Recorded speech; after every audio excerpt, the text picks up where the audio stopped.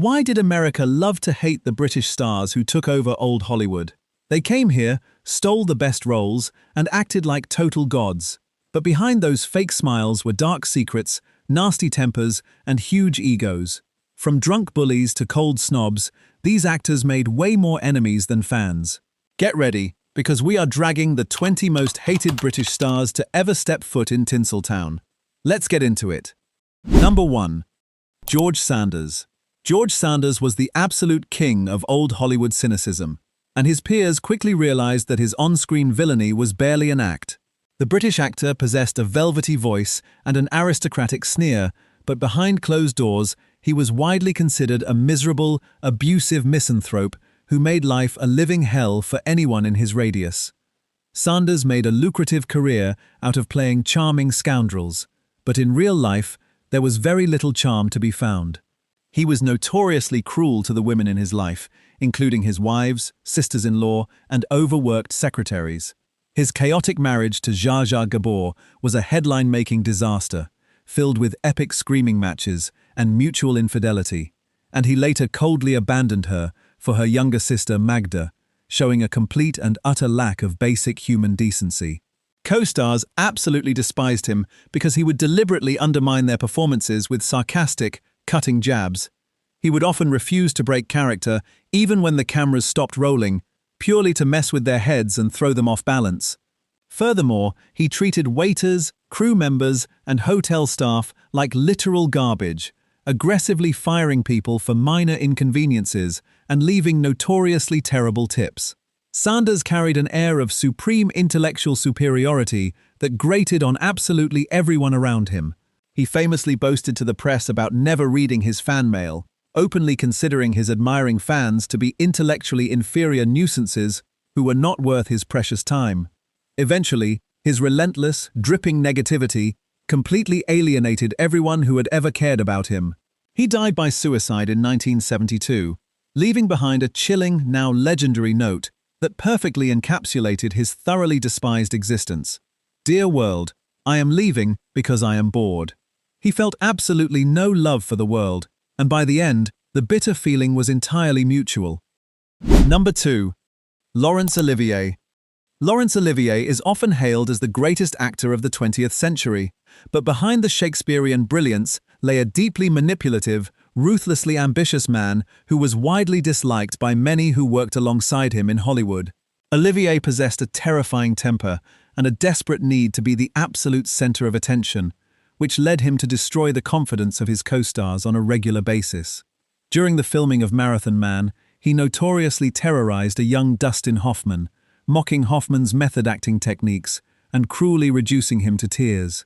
But his cruelest behavior was reserved for his own wife, Vivien Leigh. As Vivien suffered from severe manic episodes and bipolar breakdowns, Olivier was not the supportive husband the public imagined. Instead, he grew visibly disgusted by her illness, embarrassed her in front of their friends, and ultimately abandoned her for a younger woman. American directors found him insufferably arrogant, constantly trying to rewrite scripts and override staging to suit his own theatrical preferences. He treated Hollywood filmmakers as inferior to British stage directors, creating massive friction on the sets of films like Wuthering Heights and Rebecca. He was known to throw furious tantrums if a scene wasn't going his way, smashing props and screaming at crew members. Even fellow British actors who crossed the Atlantic with him found Olivier to be two-faced and politically calculating, always ready to stab a friend in the back if it meant securing a better role or an Academy Award nomination. His need to constantly win and dominate every room he entered made him a deeply feared and heavily resented figure in the Hollywood community. Number 3. Vivien Leigh. Vivien Leigh was a breathtakingly beautiful woman who possessed immense talent, but her time in old Hollywood was marred by a reputation for being an absolutely impossible diva. While her mental health struggles were very real and tragic, her untreated bipolar disorder manifested in ways that made her absolutely despised by exhausted directors, frustrated crew members, and alienated co-stars. On the set of Gone with the Wind, her relentless demands for special treatment drove the production team to the brink of madness, even though she was relatively new to the Hollywood system. She expected everyone to bow to her every whim, throwing explosive tantrums if her lighting wasn't perfect or if she felt overshadowed. Years later, while filming Ship of Fools, her behavior became even more erratic and hostile. She would violently argue with the director, Stanley Kramer, refuse to come out of her dressing room for hours on end, and mercilessly insult her fellow actors. She developed a bitter, screaming rivalry with her co-star Lee Marvin, and the two genuinely loathed each other by the time filming wrapped. Her habit of abruptly firing personal assistants, maids, and agents over minor perceived slights became legendary in Hollywood circles. To the press, she could turn on the Southern Belle charm, but behind the scenes, she was a hollow, exhausted, and incredibly difficult woman who pushed away anyone who tried to help her. The Hollywood machine loved her box office draw, but the actual human beings who had to work 12-hour days with her actively prayed for her scenes to end so they could escape her toxic, unpredictable wrath. Number 4. Rex Harrison. Known to the scandal-hungry public as Sexy Rexy, Rex Harrison was in reality one of the most profoundly misogynistic, arrogant, and thoroughly despised men to ever grace a Hollywood soundstage. Harrison carried himself with an air of absolute royal entitlement, treating everyone around him as if they were mere peasants put on earth to serve his every need. He was notoriously abusive to women, both physically and emotionally. His relationship with young actress Carol Landis ended in absolute tragedy when she committed suicide after he coldly rejected her, and Harrison's primary concern in the aftermath was protecting his own public image, refusing to attend her funeral. Years later, while starring in My Fair Lady, he made life a living nightmare for his co-star Audrey Hepburn and the crew. He violently hated the long hours of filming, threw screaming tantrums over trivial details, and mercilessly mocked Hepburn's lack of singing ability right to her face. Directors despised him because he flatly refused to rehearse, arrogantly believing that his natural talent was far too superior to require any sort of practice. He was infamous for storming off sets, locking himself in his trailer, and issuing ridiculous demands before he would agree to act. Waiters and household staff frequently quit their jobs because of his vicious, unprovoked verbal abuse. Harrison believed his star status gave him a free pass to treat human beings like disposable trash, and Hollywood gladly enabled his monstrous behavior for decades, leaving a long trail of traumatized women and furious colleagues in his wake. Number 5. Stuart Granger. With his impossibly handsome looks and dashing leading man persona, Stuart Granger was positioned to be one of Hollywood's biggest romantic stars. Instead, he turned out to be an aggressively arrogant, deeply bitter man who seemed to genuinely hate his own profession and everyone in it. Granger made absolutely no secret of the fact that he thought acting was a silly, embarrassing way to make a living, openly mocking the very movies and fans that were making him incredibly wealthy. He treated the Hollywood studio system with absolute contempt, complaining endlessly about the scripts, the directors, and the long hours. His arrogance was so thick that he actually physically assaulted a director on set, punching him in the face during a violent disagreement over a scene, an incident that shocked even the most jaded Hollywood executives. Co-stars found him to be icy, superior, and completely uncooperative, refusing to engage in any off-screen camaraderie. Granger was notoriously rude to autograph-seeking fans, often slapping books out of their hands or aggressively ignoring them when they approached him in public. He openly bragged in interviews about how much he despised Hollywood and couldn't wait to return to England, which naturally did not endear him to the American press or the studio bosses who were signing his massive paychecks. He possessed a nasty, cynical streak that completely ruined his leading man image behind closed doors. To Hollywood, Granger was nothing more than an ungrateful, pompous jerk who bit the hand that fed him every single day of his long, lucrative career. Number 6. Charles Laughton. Charles Laughton was undeniably a brilliant, transformative actor, but he was also an incredibly bizarre, deeply insecure, and highly difficult man who made many people in Hollywood deeply uncomfortable. Unlike the suave British stars of his era, Laughton was eccentric, unkempt, and prone to dark, unpredictable mood swings that terrified his co-workers. He was notoriously cruel and demanding to the extras and bit players on his sets, treating them like literal props rather than human beings, screaming at them if they moved an inch out of place.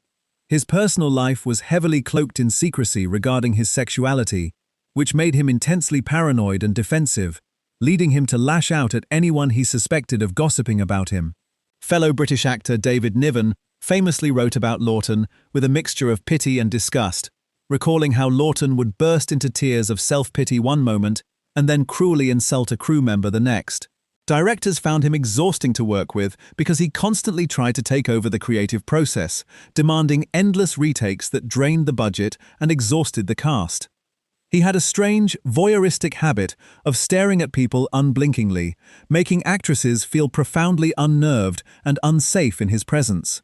Though he could be charming when he wanted to be, the overwhelming consensus in old Hollywood was that Lawton was a sad, tormented man who projected his immense self-loathing onto everyone unfortunate enough to be in his immediate vicinity. Number 7. Richard Burton. Long before his legendary, highly publicized romance with Elizabeth Taylor turned him into a global tabloid fixture, Richard Burton was widely viewed by the Hollywood establishment as an arrogant, foul-mouthed, and deeply troublesome drunk. When Burton first arrived in Hollywood, he carried a massive chip on his shoulder, acting as though his theatrical background made him vastly superior to the local American talent.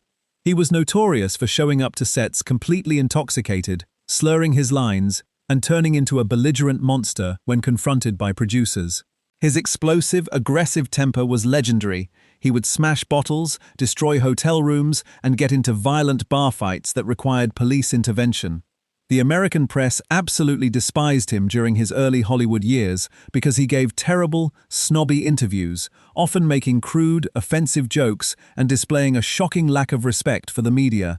He was known to be incredibly cruel to waiters, bellhops, and service staff, using his sharp Welsh tongue to verbally eviscerate people who made minor mistakes. Studio executives hated his unpredictable behavior because his drinking constantly threatened to shut down multi-million-dollar productions. Even his immense acting talent couldn't excuse the sheer chaos and destruction he left in his wake. To the Hollywood machine, Burton was a brilliant but toxic liability, a raging alcoholic who treated the entire town of Los Angeles as his personal playground for verbal and physical destruction. Number 8. Peter O'Toole. Peter O'Toole was a breathtakingly handsome, electrifying presence on screen, but off-screen, he was an absolute agent of chaos, who was universally considered a nightmare by Hollywood producers and accountants. O'Toole's legendary, borderline superhuman alcoholism wasn't just a personal tragedy, it was a professional weapon of mass destruction that derailed countless shooting schedules. He rarely showed up to the set on time, if he showed up at all. When he did arrive, he was usually so heavily intoxicated that directors had to creatively shoot around his inability to stand upright or remember his dialogue. His wild behavior went far beyond simple drinking. He was infamous for destroying expensive hotel suites, leading police on high-speed car chases through the streets of Los Angeles, and engaging in absurd, drunken antics that cost studios millions of dollars in delays and property damage. Producers despised him because his chaotic lifestyle made him practically uninsurable, yet his box office draw forced them to keep casting him. Co-stars often found his relentless partying and arrogant Irish charm to be exhausting and deeply unprofessional. He carried himself with a reckless, devil-may-care arrogance that insulted the strict, business-like atmosphere the Hollywood studios tried to maintain. O'Toole treated his own life and body with a terrifying disregard, and he treated the massive Hollywood machine funding his escapades with even less respect, making him one of the most hated and feared figures in the industry during his peak years. Number 9. Basil Rathbone. Today, Basil Rathbone is fondly remembered as the definitive Sherlock Holmes, but during his time in old Hollywood, the actor was widely disliked for his bitter, miserable, and incredibly snobbish attitude. Rathbone absolutely despised being typecast as the great detective. He felt the films were beneath his serious theatrical talents, and he made sure everyone on set knew exactly how miserable he was to be there. This seething resentment bled into his treatment of his co-stars, particularly Nigel Bruce, who played Dr. Watson. Rathbone looked down on Bruce with absolute contempt, considering him a bumbling fool both on and off the screen, and he made no effort to hide his disdain during filming. His bitterness extended to the fans who loved him. Rathbone notoriously hated signing autographs, often aggressively ignoring children and loyal followers who waited hours outside studio gates just to see him. He treated the Hollywood press like annoying insects, giving short, snappy, and incredibly rude interviews that burned bridges with journalists. He carried an air of stiff, suffocating British superiority that completely alienated the laid-back Hollywood crowd. Instead of being grateful for the immense wealth and fame the Holmes pictures brought him, Rathbone chose to wallow in self-pity and project his anger onto everyone around him. To the Hollywood community, he was nothing more than an ungrateful, pompous snob who bit the very hand that fed him his most iconic legacy. Number 10. Claude Rains. Claude Rains was a master of subtle, nuanced acting, possessing a distinctive voice that made him a highly sought-after character actor in Hollywood. However, behind that refined, gentlemanly exterior was a notoriously difficult, heavy-drinking man with a hair-trigger temper. Rains was infamous for his unpredictable mood swings on set. One minute he could be charming and collegiate, and the next minute he would explode into a violent, profanity-laced rage over a minor inconvenience, such as a misplaced prop or a slight delay in the schedule. Directors like Alfred Hitchcock and Michael Curtiz found him incredibly frustrating to work with because Rains fiercely believed he knew better than anyone else how a scene should be played, leading to endless, exhausting arguments. His severe alcoholism only fueled his erratic behavior. He frequently showed up to the set smelling of gin, slurring his words between takes, and requiring the crew to cover for his inability to perform. Co-stars often felt his icy wrath if they accidentally upstaged him or stepped on his carefully calculated marks. He was known to hold deep, bitter grudges against directors and producers who crossed him, refusing to speak to them for days on end. Despite his polished, aristocratic image on screen, the reality of working with Claude Rains was a tense, nerve-wracking experience, leaving a long trail of exhausted colleagues who were more than happy to see him leave the soundstage at the end of the day. Number 11. Leslie Howard. To the American public, Leslie Howard was the ultimate charming, sensitive English gentleman, best known for his iconic role as Ashley Wilkes in Gone with the Wind. But in reality, Howard was an incredibly arrogant, snobbish, and deeply miserable man who absolutely loathed Hollywood and made no secret of his contempt for the American film industry. Howard considered himself a serious classical actor and viewed his work in Hollywood as a humiliating, degrading prostitution of his talents purely for money. He treated his American co-stars and directors with a dripping, condescending disdain, making it perfectly clear that he found their culture vulgar and their intelligence lacking. On set, he was notoriously difficult, constantly complaining about the heat, the scripts, and the lack of artistic integrity in the films he was making. He refused to participate in any of the standard Hollywood publicity stunts, looking down his nose at the press and treating journalists with outright hostility. This immense arrogance alienated him from the powerful studio moguls who could have made his life easier. Even his famous gentlemanly persona was largely an act. Behind closed doors, he was known to be cold, distant, and emotionally unavailable to his friends and family. Howard's time in Tinseltown was essentially one long, miserable complaint, and Hollywood was more than happy to see the snobbish Brit finally pack his bags and return to England. Number 12. James Mason. With his deep, hypnotic voice and piercing eyes, James Mason was often cast as the suave villain or the troubled romantic lead. But off the screen, Mason was widely perceived as an icy, intellectually superior snob who treated almost everyone he met with absolute disdain. He possessed a cold, smug demeanor that made it impossible for co-stars and crew members to warm up to him. Mason made it blatantly obvious that he found Hollywood shallow, stupid, and completely beneath his intellectual level. He rarely socialized with his colleagues, preferring to isolate himself in his dressing room or at home rather than engage in the typical Hollywood social rituals. When he did speak to the press, his interviews were often laced with bitter, cynical observations that insulted the very industry paying his salary.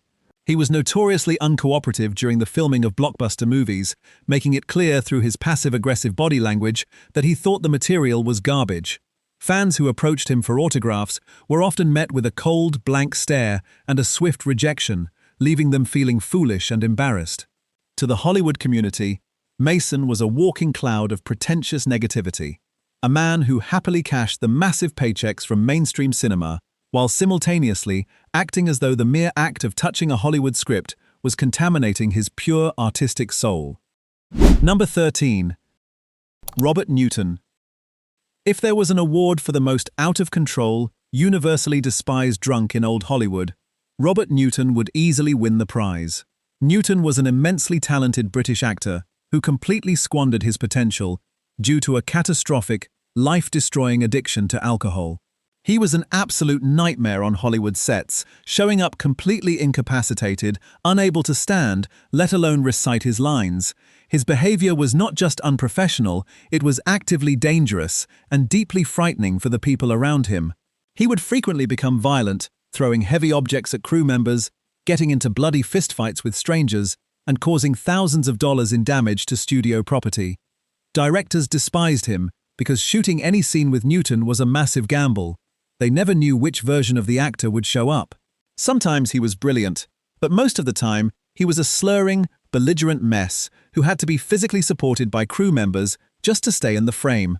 His infamous portrayal of Long John Silver was heavily influenced by his own drunken, pirate-like rampages.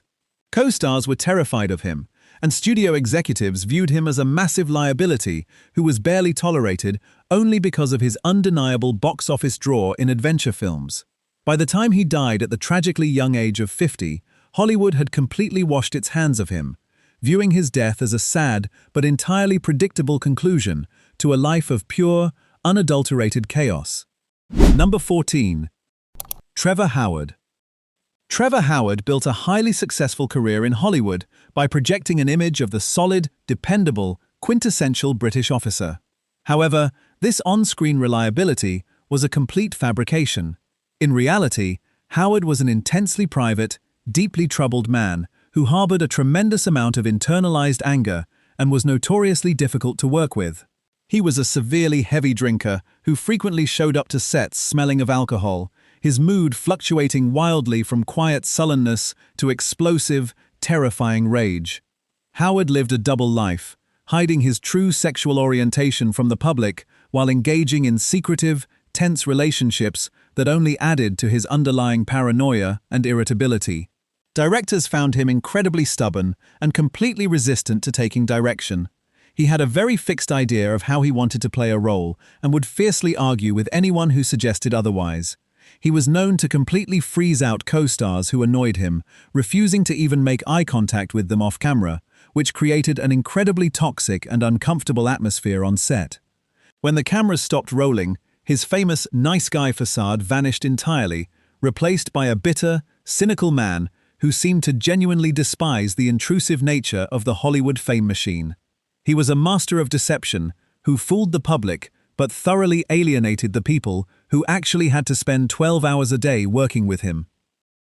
Number 15. Dirk Bogarde.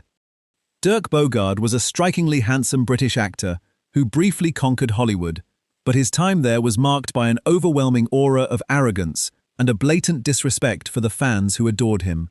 Bogarde made absolutely no effort to hide his deep disdain for the Hollywood studio system, treating the entire experience as a vulgar chore. He was incredibly aloof and cold to the press, giving interviews that were so dripping with sarcasm and superiority that American journalists quickly turned against him, destroying his chances of becoming a true Hollywood A-lister. To the fans who lined up for hours just to get a glimpse of him, Bogarde was notoriously rude. He would blatantly ignore screaming admirers, refuse to sign autographs, and walk past them with his nose held high in the air, acting as though they were a nuisance rather than the reason he had a career. On set, his intense perfectionism made him incredibly difficult to work with. He would demand endless takes and aggressively argue with directors over the slightest creative differences. He carried a massive sense of intellectual superiority that alienated him from the more easygoing, laid-back Hollywood crowd. Bogarde ultimately fled back to Europe to make art house films, leaving behind a legacy in Hollywood as an ungrateful, impossibly arrogant snob who treated the town's generosity with absolute contempt. Number 16. Stanley Baker. Stanley Baker was a tough, rugged Welsh actor who brought a gritty, working-class energy to Hollywood epics. However, that aggressive, confrontational energy was not just an act, it was his permanent personality, and it made him deeply disliked by many in the Hollywood establishment. Baker had a massive chip on his shoulder and an explosive, violent temper that he seemingly could not control. He was notorious for getting into physical altercations with crew members, reporters, and even other actors when he felt disrespected. On set, He was a bully, using his imposing physical presence to intimidate directors and producers into giving him his way. He aggressively demanded top billing, higher pay, and the best dressing rooms, throwing furious tantrums if he felt he wasn't being treated like the absolute king of the set. Hollywood executives found him crude, combative, and far too difficult to manage, preferring smoother, more compliant British actors like David Niven or James Mason. His heavy drinking only fueled his aggressive tendencies, turning minor disagreements into screaming, table-pounding nightmares. While he was respected for his raw talent, the actual day-to-day experience of working with Stanley Baker was a tense, exhausting battle of wills. He was a man who confused being difficult with being powerful, and in the process, he made sure that very few people in Hollywood were ever sad to see him leave. Number 17. David Niven. David Niven is perhaps the most surprising entry on this list, as he spent his entire career meticulously crafting a public persona as the ultimate, happy-go-lucky British gentleman. But behind that perfectly polished, twinkling-eyed smile, many in Hollywood knew Niven to be a surprisingly bitter, two-faced, and vindictive man. Niven was a notorious gossip who loved to spread malicious, damaging rumors about his fellow actors at the exclusive Hollywood dinner parties he attended. He had a cruel, mocking sense of humor that he used to subtly insult people to their faces, hiding the insult behind a laugh so they couldn't quite tell if they were being degraded or not. While he played the lovable rogue on screen, off-screen he was incredibly snobbish, fiercely protective of his elite social status, and highly dismissive of anyone he deemed beneath him. Several of his contemporaries, including highly respected directors and actors, privately referred to him as a phony and a backstabber who would easily betray a friend if it benefited his career or his social standing. He harbored deep, bitter resentments against actors who achieved more success than he did, quietly working to undermine them in the shadows. The Hollywood community eventually saw through the carefully constructed gentlemanly act, recognizing a deeply insecure, ruthlessly ambitious man who masked his cruelty with a stiff upper lip and a perfectly tailored tuxedo. Number 18. Robert Morley. Robert Morley was a highly recognizable British character actor in Hollywood, known for playing pompous, blustering authority figures. Frighteningly, this was not an act at all. In real life, Morley was an insufferably pompous, incredibly demanding diva who drove directors and crew members to absolute distraction. He was famously obsessed with food, comfort, and luxury, and he made outrageous, ridiculous demands on set regarding his meals, his dressing room temperature, and the quality of the chairs provided for him. If a single detail was not to his exact, impossibly high standards, he would throw a childish, screaming tantrum that would halt production for hours. Morley absolutely refused to take direction from anyone, arrogantly believing that his theatrical background made him the ultimate authority on how a scene should be performed. He talked down to American directors, treating them like uneducated amateurs who had no right to tell a British star what to do. His constant, whining complaints about everything from the lighting to the weather made him an exhausting presence on any film set. Co-stars found his ego to be suffocating, as he constantly tried to steal focus and rewrite dialogue to give himself more screen time.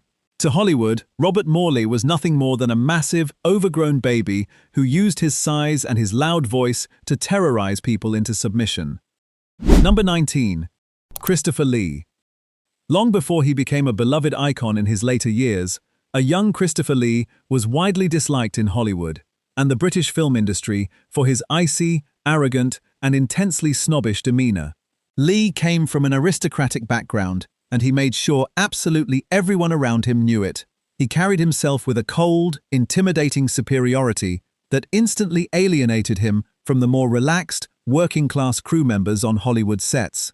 During his early years making horror films, Lee was notoriously difficult to work with because he fundamentally looked down on the genre. He treated the scripts with open contempt, complained endlessly about the cheap production values, and made his co-stars feel as though they were participating in something filthy and beneath him. He was known to be incredibly stiff and unapproachable between takes, rarely engaging in casual conversation and glaring at anyone who disturbed his solitude. His immense physical size, combined with his frosty, aristocratic attitude, made him a deeply feared and heavily resented figure on set. He held bitter, petty grudges against directors and producers for decades, never forgiving a perceived slight. While his talent was undeniable, his early reputation was that of a cold, ungrateful snob who treated the horror genre, and the people who worked in it, with absolute unforgivable disdain. Number 20. Richard Todd. Richard Todd was a handsome, rugged British actor who secured a solid foothold in Hollywood during the 1950s, but his stubbornness, explosive anger, and heavy drinking ultimately destroyed his reputation in the town. Todd was an incredibly stubborn man who absolutely refused to compromise on anything, turning minor creative discussions into massive, screaming battles of wills with directors. He had a notoriously short fuse, and it didn't take much to set him off. A misplaced camera angle or a slightly altered line of dialogue could send him into a profanity-laced rage that shocked everyone on set. His increasing reliance on alcohol only exacerbated his volatile personality, making him unpredictable and deeply unpleasant to be around. He actively alienated his fan base by giving aggressive, defensive interviews where he attacked the very journalists who were trying to promote his films. Studio executives quickly grew tired of his difficult behavior, noting that the headaches he caused were simply not worth his moderate box office returns. He engaged in bitter, highly public feuds with other actors, burning bridge after bridge until he found himself essentially blacklisted from major Hollywood productions. Todd's time in Tinseltown ended not with a bang, but with a pathetic whimper, as the town collectively decided they had finally had enough of his arrogant, drunken, and deeply unprofessional antics. Number 21. John Gielgud. John Gielgud arrived in Hollywood, carrying the kind of stage reputation that made people whisper before he even entered a room. He was not just an actor, he was treated like Shakespeare royalty. But that was exactly the problem. To many Hollywood workers, Gielgud came across as a man who believed cinema was a noisy, commercial little machine beneath his true calling. He had elegance, intelligence, and a voice that could make even a weak line sound expensive. But behind the polish was a cold distance that made him hard to love. Directors often felt he was judging the entire production while performing in it. He could be precise, brilliant, and deeply controlled, yet he rarely gave the warm, easy charm that Hollywood crews expected from visiting British stars. In films like Julius Caesar and later Beckett, his refined presence gave prestige to the screen, but co-stars could feel the invisible wall around him. He seemed more comfortable with classical language than casual conversation. That stiffness created resentment. Hollywood loved using his name, but it did not always enjoy dealing with his attitude. Gielgud was not hated because he lacked talent. He was hated because his talent came wrapped in frost, silence, and the unmistakable feeling that everyone around him had failed some private test. Number 22. Alec Guinness. Alec Guinness was one of Britain's most gifted screen actors, but Hollywood often found him frustrating, guarded, and painfully difficult to read. He did not behave like a celebrity who enjoyed being worshipped. Instead, he treated fame like an illness and publicity like a punishment. That made him fascinating on screen, but awkward behind the scenes. Guinness had a sharp mind and an even sharper tongue, and when he disliked material, he could barely hide it. His performances in films like The Bridge on the River Kwai and Lawrence of Arabia proved he could dominate a major production without shouting, but that quiet control sometimes felt like arrogance to others. He could appear distant from co-stars, impatient with shallow questions, and deeply suspicious of Hollywood's obsession with glamour. Later, his discomfort with blockbuster fame became even more famous, but the roots were already there. Guinness wanted respect as a serious actor, not noisy adoration from fans who only saw a mask. That made him seem cold, ungrateful, and even snobbish to people who expected stars to smile on command. Hollywood admired his craft, but it often hated his refusal to play the friendly game. He gave studios prestige, but he never gave them easy obedience. Number 23. Michael Redgrave. Michael Redgrave had the face of a sensitive intellectual and the voice of a man born for serious drama, but in Hollywood circles, that seriousness could become exhausting. Redgrave was not the type to laugh loudly at studio parties or flatter producers just to stay popular. He carried a private, anxious, complicated energy that many people mistook for contempt. His work in films like The Lady Vanishes showed his charm, but off-screen he was often described as remote, tense, and emotionally unreachable. He came from the British stage tradition, where acting was treated as a disciplined art, not a circus of gossip columns and studio lunches. Hollywood, however, ran on friendliness, deals, and constant self-promotion. Redgrave disliked that machinery, and the machinery disliked him back. Directors could find him moody, publicists found him nearly impossible to package. Co-stars sometimes felt they were acting beside a man who was present in body but locked away in his own private storm. He was brilliant when the camera rolled, but he did not give the studio system the easy warmth it demanded. That made him seem difficult, gloomy, and superior. Redgrave was not a simple villain. He was worse for Hollywood, a great actor who made success look like suffering. Number 24. Cedric Hardwicke. Cedric Hardwicke looked and sounded like the British Empire had learned how to walk into a room. His booming voice, heavy dignity, and iron posture made him perfect for judges, generals, fathers, and authority figures. But that same commanding presence made him deeply irritating to many Hollywood collaborators. Hardwicke did not simply enter a set, he occupied it. He had the confidence of a man who believed his theatrical training outranked almost everyone else's opinion. In films like The Hunchback of Notre Dame and The Ten Commandments, he brought weight and class, but behind the camera, that weight could feel like a burden. He was known for being blunt, formal, and unwilling to suffer fools. If a director seemed uncertain, Hardwicke could become visibly impatient. If another actor played loosely, he could freeze them with a look.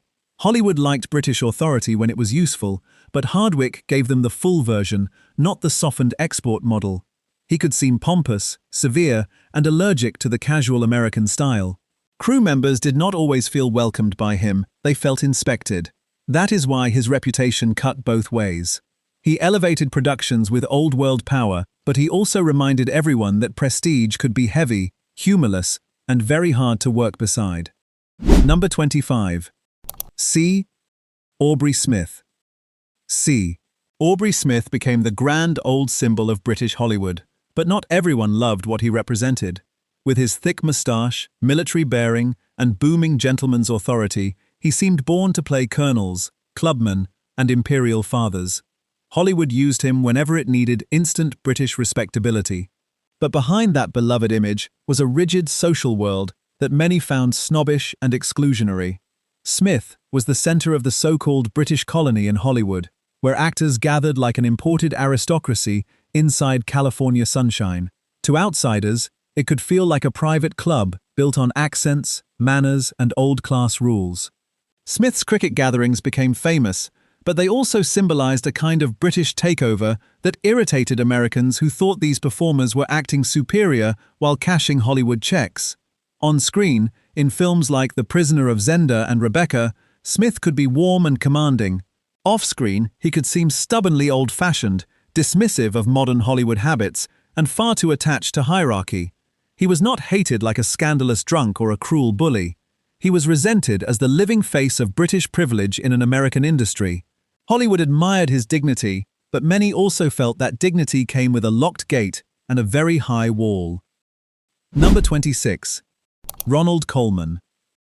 Ronald Colman was adored by audiences for his velvet voice and romantic mystery, but that same mystery made him frustrating inside Hollywood. He was elegant, handsome, and almost impossibly controlled, yet he guarded himself so tightly that people often saw arrogance where there may have been simple privacy. Colman became a major star through films like A Tale of Two Cities, Lost Horizon, and Random Harvest, but he never behaved like a man desperate for attention. He avoided the usual Hollywood circus, hated intrusive publicity, and preferred distance over constant social performance. That made publicists furious. Studio heads wanted stars who could be sold every hour of the day, but Colman treated his private life like a fortress. Co-stars sometimes found him charming but unreachable, as if he had stepped out of the scene before the conversation even began.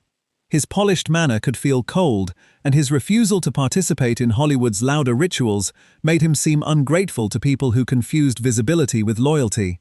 The audience loved his romantic sadness, but behind the scenes, that sadness could feel like aloofness. Colman was hated by some, not because he caused chaos, but because he denied Hollywood access.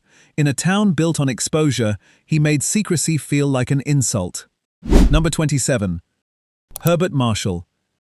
Herbert Marshall had the smooth voice, wounded dignity, and gentlemanly sadness that made him unforgettable in classic Hollywood dramas. But behind the charm was a man who could be emotionally distant, painfully controlled, and difficult for Hollywood to truly understand. Marshall worked beautifully in films like Trouble in Paradise, The Letter, and Foreign Correspondent, where his quiet restraint became part of his appeal. Yet that restraint could also make him seem cold. He was not a loud troublemaker, he was not a headline-hungry scandal machine. His problem was different. He carried himself like a man who refused to fully belong anywhere. Hollywood liked its British actors polished, but it also wanted them available, sociable, and easy to sell. Marshall gave them polish without surrender. His private struggles, his war injury, and his carefully managed image made him seem dignified to some and emotionally evasive to others. Co-stars could find him courteous but hard to reach. Producers could find him dependable but not electric enough for the ruthless star machine. He had the elegance Hollywood wanted, but not the hunger it respected. That created quiet resentment. Marshall was the kind of actor people admired in the finished film, but forgot how difficult it was to pull warmth from during the making of it. Number 28. George Arliss. George Arliss was one of the earliest British actors to conquer Hollywood prestige, but he did it with an ego large enough to fill an entire studio lot. By the time sound films made his precise voice valuable, Arliss was already a veteran stage figure who knew exactly what he wanted and rarely tolerated disagreement. His Oscar-winning success in Disraeli gave him enormous authority, and he used that authority without apology. Directors, writers, and younger actors could feel swallowed by his control. Arliss did not simply perform roles, he shaped entire productions around himself. He chose material, influenced casting, and carried himself like the smartest man in the room. Sometimes he was. That only made it worse. Hollywood admired confidence, but Arliss brought the old theatrical habit of command, where everyone else adjusted to the star's rhythm. To co-stars, this could feel suffocating. To studio people, it could feel like negotiating with a polite dictator. His screen persona was witty, wise, and grand, but the backstage version could be stubborn, superior, and deeply protective of his own importance. Arliss helped prove that British stage actors could rule the sound era, but he also helped create the stereotype of the British star who arrived in Hollywood, took control, and expected everyone to be grateful for the privilege. Number 29. Noel Coward. Noel Coward was brilliant, stylish, and sharper than a broken champagne glass. That was exactly why Hollywood both wanted him and feared him. Coward was not just an actor, he was a writer, composer, performer, wit, and social weapon. His tongue could destroy a person faster than any studio gossip column. In Hollywood, where everyone survived by pretending to adore everyone else, Coward's honesty could feel brutal. He had little patience for bad taste, weak writing, or fake sophistication, and he rarely hid his boredom when surrounded by people he considered dull. His work in films connected to sophisticated British comedy and drama gave him an aura of class, but his personality could be merciless. Producers wanted his elegance, but they did not always want his opinions. Actors wanted his approval, but they were terrified of becoming the punchline in one of his cutting remarks. Coward treated Hollywood glamour as something amusing rather than sacred, and that made him dangerous in a town built on self-importance. He did not need to shout to make enemies. A raised eyebrow was enough. Hollywood respected his genius, but it resented his superiority. Coward was hated because he made powerful people feel ridiculous, and worse, he often did it while smiling beautifully. Number 30. Ivor Novello. Ivor Novello brought beauty, theatrical glamour, and a dangerously polished self-image into early screen culture, but his style did not always sit comfortably with Hollywood's harder commercial machine. He was a romantic idol, a composer, a playwright, and a performer who understood the power of image long before modern celebrity branding existed. But that also meant he could seem vain, artificial, and far too pleased with his own reflection. Novello's screen presence in films like The Lodger showed how magnetic he could be, yet the personality around the image often irritated people who preferred rougher, less delicate stars. Hollywood loved handsome men, but it disliked performers who seemed to know exactly how beautiful they were. Novello's elegance could read as self-absorption.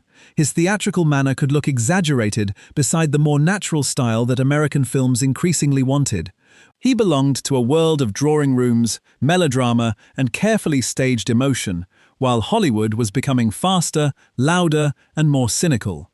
To some, he represented old-fashioned British vanity, charming, talented, and impossible to take fully seriously. He was not hated because he failed. He was hated because he appeared to float above ordinary effort, wrapped in perfume, polish, and a kind of romantic self-worship that made less glamorous people grit their teeth. Number 31. Gladys Cooper. Gladys Cooper looked like dignity carved out of marble, and Hollywood used that image again and again. She played mothers, aristocrats, society women, and sharp-tongued authority figures with terrifying control. But the same icy command that made her perfect on screen could make her intimidating behind it. Cooper had survived decades of stage and screen work before many younger Hollywood actors even knew how to hit a mark. She knew her craft, and she knew her value. That confidence could feel like arrogance. In films like Now, Voyager, and The Song of Bernadette, she brought emotional precision and severe elegance. But co-stars could easily feel judged beside her. She did not radiate easy warmth. She radiated standards. If a scene lacked discipline, she could make her displeasure felt without needing a tantrum. Publicists also struggled with her because she did not fit the bubbly starlet mold. She was too composed, too mature, too obviously intelligent to be treated like decoration. Hollywood respected her, but respect is not the same as affection. Many saw her as cold, controlling, and impossible to soften. Cooper's power came from restraint, and restraint can be frightening. In a town addicted to smiles and noise, she made silence feel like a verdict. Number 32. Elsa Lanchester. Elsa Lanchester was one of the strangest and most unforgettable British actresses to ever pass through Hollywood. But that uniqueness did not make her universally loved. Her face, voice, timing, and nervous energy were impossible to mistake. In Bride of Frankenstein, she became immortal with only a few minutes of screen time as the hissing, terrified bride. But Hollywood often did not know what to do with her. She was too odd for glamour, too sharp for sweetness, and too intelligent to be easily controlled. Behind the scenes, Lanchester could be witty, eccentric, and brutally observant. That made her delightful to some and deeply irritating to others. She had no interest in becoming a polished studio doll. She leaned into weirdness, and Hollywood's beauty machine did not forgive women who refused to be simple. Her marriage to Charles Laughton also placed her inside one of the most complicated personal worlds in British Hollywood, and people often treated her like an accessory to his genius rather than a talent in her own right. That resentment sharpened her edges. Crew members and publicists could find her unpredictable, sarcastic, and difficult to package. Lanchester was hated because she would not become normal. She was too strange, too aware, and too alive for a system that preferred women to be silent, smooth, and obedient. Number 33. Margaret Rutherford. Margaret Rutherford became beloved by many viewers, but within the strict machinery of film production, her eccentricity could be a nightmare. She was not a conventional star. She did not move, speak, or react like anyone else. That made her unforgettable in films like Blithe Spirit, The Happiest Days of Your Life, and later, the Miss Marple pictures, but it also made her hard to manage. Directors could not simply plug Rutherford into a scene and expect ordinary rhythm. She bent the rhythm toward herself. Her pauses, expressions, and sudden bursts of comic energy could steal focus from everyone else in the frame. Co-stars sometimes found this charming, others found it maddening. Rutherford also carried a deeply anxious private nature, and that anxiety could slow productions, complicate decisions, and exhaust those around her. Hollywood and British cinema often wanted eccentric British women as comic decoration, but Rutherford was too powerful to remain decoration. She made small moments huge. She turned side characters into the only thing people remembered. That created resentment, especially among actors who thought they were the true leads. Rutherford was hated not because she was cruel, but because she disrupted control. She wandered into scenes like a thundercloud in pearls and somehow walked away with the whole movie in her handbag. Number 34. Deborah Kerr. Deborah Kerr was sold to audiences as refined, graceful, and almost impossibly proper. But behind that perfect image, Hollywood often saw a woman who quietly resisted the cage built around her. Kerr became famous through films like From Here to Eternity, The King and I, and An Affair to Remember, where she brought emotional depth beneath a polished surface. Yet the industry frequently trapped her in roles that demanded elegance, sacrifice, and restraint. She was expected to be the perfect British lady, and when she pushed against that image, studio people did not always like it. Kerr was professional, but she could also be firm, private, and unwilling to play the silly publicity games that surrounded female stars. That made her seem cold to journalists and difficult to executives who preferred actresses to be grateful, charming, and easily branded. Her famous beach scene in From Here to Eternity shocked audiences precisely because it tore open the image Hollywood had built around her. Some loved that transformation. Others resented it. Kerr was not hated for scandalous behavior. She was hated because she exposed how false the industry's idea of womanhood really was. Hollywood wanted her to be porcelain. She kept proving there was blood, fire, and frustration underneath the perfect skin. Number 35. Gene Simmons. Gene Simmons came to Hollywood with beauty, talent, and a quiet steel that studio men badly underestimated. At first, she seemed like the perfect imported British star, elegant, young, expressive, and easy to sell. But Simmons was not easy to own. That became her problem in a town where powerful men expected actresses to obey. Her performances in films like Hamlet, Guys and Dolls, and The Big Country showed range and emotional intelligence, but behind the scenes, she was often caught in battles over control, contracts, and image. Hollywood wanted to mold her into whatever sold best that year. Simmons wanted better roles, better treatment, and basic respect. That resistance made her unpopular with executives who preferred compliance dressed up as gratitude. She could be guarded with the press, cautious in public, and unwilling to turn her personal life into free publicity. To some, that looked icy. To others, it looked rebellious. Co-stars often admired her discipline, but the studio machine did not reward women who quietly refused to be handled. Simmons was hated by the people who could not control her. Her great offense was not arrogance or cruelty. It was independence. In old Hollywood, that could be treated like a crime, especially when it came from a young British woman who was supposed to smile and say thank you. Number 36. Joan Fontaine. Joan Fontaine may have had the delicate face of a romantic heroine, but her reputation behind the scenes was anything but delicate. Born into a British family and raised between worlds, Fontaine became one of classic Hollywood's most famous symbols of nervous elegance through films like Rebecca and Suspicion. On screen, she trembled beautifully. Off-screen, she could be sharp, competitive, and icy enough to freeze an entire room.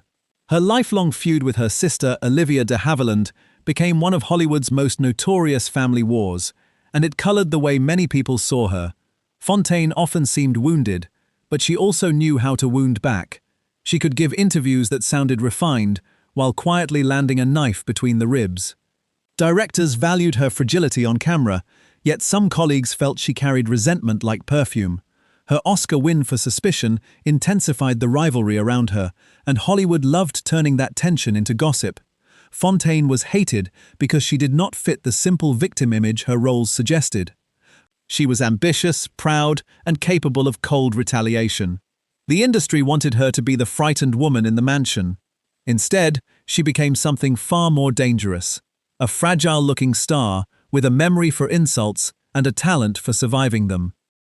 Number 37. Merle Oberon. Merle Oberon built her Hollywood career on beauty, mystery, and a carefully protected image. That image made her a star, but it also made her a source of resentment. Oberon appeared in films like The Private Life of Henry Vive, The Scarlet Pimpernel, and Wuthering Heights, where her luminous face seemed almost unreal. But Hollywood was a town obsessed with origins, class, and racial fantasy, and Oberon's background became something the industry tried to reshape into a more acceptable fairy tale. She guarded her personal history fiercely, and that secrecy made people whisper. Publicists sold her as exotic but safe, aristocratic but marketable, different but not too different. Behind the scenes, maintaining that illusion required control, distance, and constant image management. Some colleagues saw her as glamorous and disciplined. Others saw her as vain, guarded, and calculating. Her beauty also created jealousy, especially because she understood how to use it as power. Directors could find her demanding about lighting and angles, not because she was foolish, but because she knew exactly how fragile a star image could be. Oberon was hated for surviving inside a lie Hollywood helped create. The town wanted the fantasy, then blamed her for protecting it. She became both the product and the prisoner of old Hollywood's cruelest beauty machine. Number 38. Anna Neagle. Anna Neagle was adored in Britain, but Hollywood never fully knew what to do with her, and that awkwardness produced its own kind of resentment. She arrived with polish, musical charm, and the aura of a national treasure, yet American studios often found her too controlled, too proper, and too closely tied to British taste. Neagle had enormous success in films associated with elegance, patriotism, and carefully managed glamour, but Hollywood wanted stars who could be reshaped for the American market.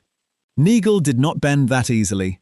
She carried herself with professional discipline, but that discipline could seem stiff to people looking for heat, scandal, and easy publicity.